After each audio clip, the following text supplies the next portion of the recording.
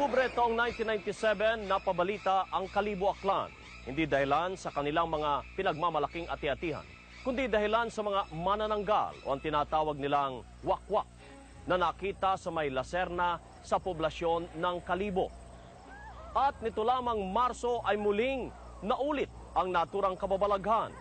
At sa nasabi ding lugar, ano ang kwento ng mga taga-Kalibo nang gabing sila'y masindak ng wakwak?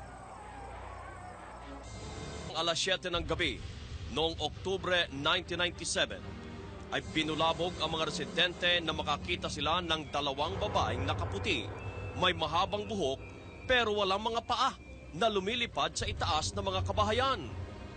Nakikita mo talaga ang mga kamay na kaganyan kasi naghahawakan silang ganyan papuntang kung saan sila pupunta. Paglipad nila dito, nakita namin sigawan kami, yung mga bata, pinaipon namin pasok sa bahay. Hindi kasi maanuhan ang mukha dahil maano rin yung paggabi kasi. Hindi namin nakikita ang paa kasi haba ang suot nila eh. Tapos nakita namin, huminto na naman silang sigawan. Ang mga lalaki dito naghahawak na ng sibat. Manananggal, sabi namin ng ganun. Tapos takbuhan ng mga lalaki, hawak ng mga sibat. At halos ay panawan ng hininga sa takot sina Jomar at Toto dahilan sa bubong ng bahay na kanilang dadaanan ay naroon ang kanilang pinagkikwentuhang manananggal. Hindi naman namin nakita yung mukha eh. Yung pakpak niya nakatabon sa katawan. Yun lang, pasang buhok. Gumagayway sa kanyang mukha. Nang makabawi sa pagkabigla ay binato ni na Jomar ang manananggal o wakwak na may dalawang dipa ang itim na mga pakpak. Nagsigawan, sabi nila mayroon dang aswang. Sabi ko naman, hindi naman kasi ako tumayo dahil sabi ko, hindi ko alam kung totoong aswang kasi hindi ako naniniwala sa sinasabing aswang. Tapos lumabas kami, nakita ko sa himpapawid tatlo. Nakita ko, lumilipad, dalawa, basta lumilipad ganyan. Dalawa sila magkasabay. Tapos yung isa pasalubong, papunta doon banda, no? Yung isa sumasalubong. Di bali tatlo yung nakita namin. Ang lumilipad na may dalawang dipa ang itim na pakpak ay mas itsurang tao kaysa sa ibon.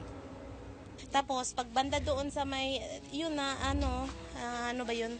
Yung niyog, tapos sabi, paglagpas doon, sabi ko hindi ibon kasi malakas ang impact ng hangin.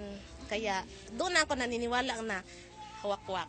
Ang inaantok na si Jonah at mga kasamahan ay napamulagat sa takot nang tingnan ang itinuturo ng katabi na ng kanilang sipatin ay hindi isang paniki, kundi isang babaeng mahaba ang buhok, may mapupulang mata, putol ang katawan at may malaki at maitim na pakpak. Sa takot ay nagyakapan ang magkakasama at nagdasal hanggang sa malampasan nila ang manananggal o wakwak. Subalit naputol ang pag-istoryahan ng magbayaw at napako sa kanilang nilalakaran nang makarinig sila ng malakas at paulit-ulit na huni ng isang wakwak o manananggal. At lalo silang kinilabutan nang makitang papunta sa kanila ang manananggal. Kapag dumapa kami sa lupa, yung dalawa, parang hindi kami kaya niya dalhin sa taas. Pagdaan niya, malayo na, tingnan na, malayo na siya. Mga kapong di pa na. Wakwak yun. Hindi kami dumapa kung mga panikay niya.